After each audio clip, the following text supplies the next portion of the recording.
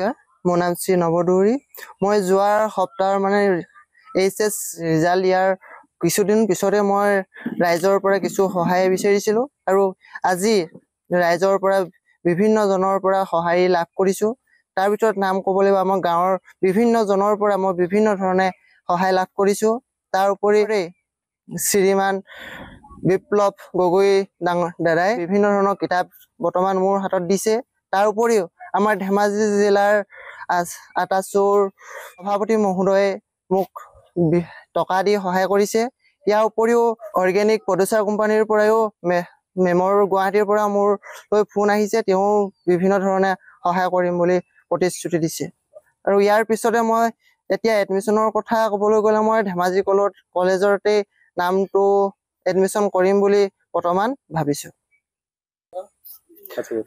Major মই history ল'ম বুলি ভাবিছোঁ আৰু সেই বিদ্যালয়ৰ পৰা মই বিভিন্ন ধৰণৰ সহায় বিচাৰিছোঁ। আমি যিসকল ভালকে ৰিজাল্ট কৰিছে তেখেতলোকক আমি সহযোগিতা কৰিব বিচাৰিছোঁ। এইটোৱে নহয় আহিবলগীয়া দিনত তেওঁ যাতে আৰু ভাল হওক। আগতে কি আছিলে সেইটো কথা নহয়, বৰ্তমান কি কৰি আছে সেইটো কথা নহয়। আহিবলগীয়া দিনত আৰু তেওঁ ভালে থাকক, ভাল কাম কৰক, এই অঞ্চলটো তথা এই গাঁওখনতে আদৰ্শ হৈ উঠক। তাৰ বাবে আমি অকণমান সকাহ দিম বুলি তেওঁৰ ওচৰত চা চিনাকি হোৱাৰ লগতে তেওঁৰ পৰা মত বিনিময় কৰিম বুলি আহিলোঁ। বিশেষ টাই আহোম ছাত্ৰ সন্থাৰ বাটঘৰীয়া আঞ্চলিক সমিতিৰ সভাপতি সম্পাদক প্ৰমুখ্য কৰি কৰ্মকৰ্তাসকলে যিখিনি উদ্যোগ লৈ আজি ইয়ালৈ অহা ব্যৱস্থা কৰিলে, তেওঁলোকে গাঁওখনৰ পৰা তেখেতক সহায় সহযোগিতা আগবঢ়াইছে। পইচাটো ডাঙৰ কথা নহয় বা কিবা এইটো আমি আজি অহাটো কথা নহয়, আজিয়ে নহয় আহিবলগীয়া দিনত তেওঁক আমি কেনেকৈ ধৰণে সহায় কৰিব পাৰোঁ, তেওঁ কি বিচাৰিছে, তেওঁ মনৰ ধাৰণাখিনি ল'ব বিচাৰিছোঁ। আৰু তেওঁ সৰু ভাইটি এজন আছে, ভাইটিজনৰ কথা আমি চিন্তা কৰিছোঁ।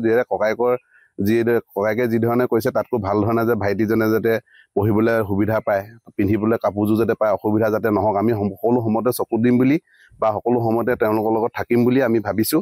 আৰু এটা কথা যে আমি এওঁ ভাল কৰিছে বুলি ইয়ালৈ আহিছোঁ বুলি নহয়, বেলেগ যিসকলে থাকি গৈছে কিবা অভাৱ অভিযোগত তেওঁলোকে আজি কিছুমান ভাল ৰিজাল্ট কৰিব পৰা নাই, এই সকলোকো আমি বিচাৰিম যে কি কাৰণে তেওঁলোকে তেনেকুৱা হৈছে। যদি কৰিব পৰা হোৱা নাই, কৰিব পৰাকৈ আমি টাই আহোম ছাত্ৰ সন্থাই সহযোগিতা আগবঢ়াম আৰু সেই মানুহঘৰৰ লগত আমি শুভাকাংক্ষী হিচাপে থাকিম বুলি ভাবিয়ে আজি উপস্থিত হৈছোঁ। অনাগত দিনত সকলোৱে একত্ৰিত হৈ থাকি ঐক্য সংহতি বজাই ৰাখি আমি থাকিম বুলি ভাবি আজি ইয়াত উপস্থিত হৈছোঁ।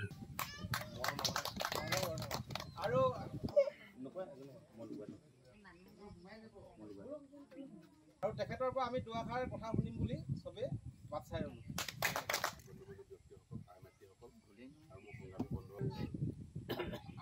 সমাজলৈ আগবাঢ়ি আহিবলৈ অনুৰোধ জনাইছোঁ।